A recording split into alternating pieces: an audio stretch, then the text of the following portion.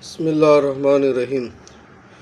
ஹஜ்ரத் அபு ஹுரைரா ரலியல்லாஹு தஆலா அவர்கள் அறிவிக்கிறார்கள், தன் பொருளை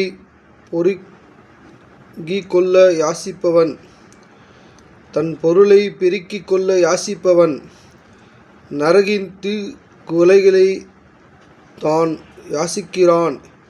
எனவே விரும்பிய அளவு அவற்றை பெருக்கிக் கொள்ளட்டும் அல்லது சுருக்கிக் கொள்ளட்டும் என நபி ஸல்லல்லாஹு அலைஹி வஸல்லம் அவர்கள் திருவுளமானார்கள். ஹஜ்ரத் அபூ ஹுரைரா ரலியல்லாஹு அன்ஹு அவர்கள் அறிவிக்கிறார்கள், தன் பொருளை பெருக்கிக் கொள்ள யாசிப்பவன் நரகின் தீக்குலைகளை தான் யாசிக்கிறான்.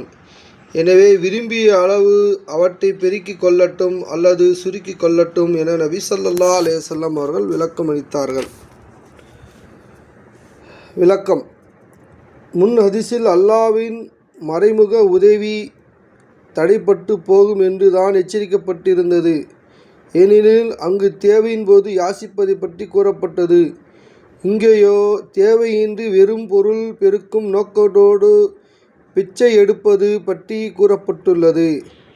எனவே இதில் மிக கடுமையான எச்சரிக்கை நரகின் தீக்குலைகள் என்று திரட்டுகிறான் என வந்துள்ளது. எனவே மனிதன் எவ்வளவு தீக்குலைகளை வேண்டுமானாலும் திரட்டி கொள்ளட்டும், அது அவனது விருப்பம் என்று கூறப்பட்டுள்ளது.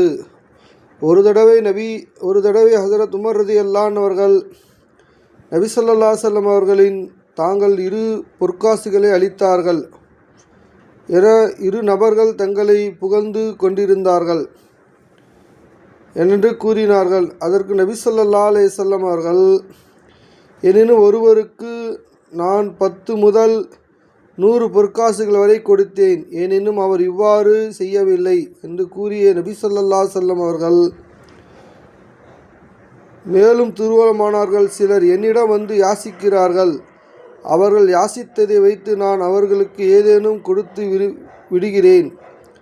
அதை அவர்கள் அக்குளில் மறைத்து கொண்டு செல்கிறார்கள். எனினும் அவர்கள் தன் அக்குளில் நரகின் தீக்குலைகளை தான் மறைத்து கொண்டு செல்கிறார்கள். நாயகமே, பிறகு ஏன் அவர்களுக்கு கொடுக்கிறீர்கள் என்று உமர் ரலியல்லாஹு அன்ஹு அவர்கள் கேட்க, நான் என்ன செய்வேன், அவர்களோ யாசிக்காமல் இருப்பதில்லை என்று நபி ஸல்லல்லாஹு அலைஹி வஸல்லம் அவர்கள் திருவுளமானார்கள்.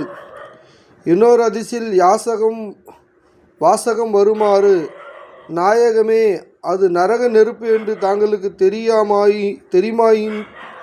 தெரியுமாயின் பிறகு ஏன் வழங்குகிறீர்கள் என உமர் ரலியல்லாஹு அன்ஹு அவர்கள் கேட்டதற்கு, நான்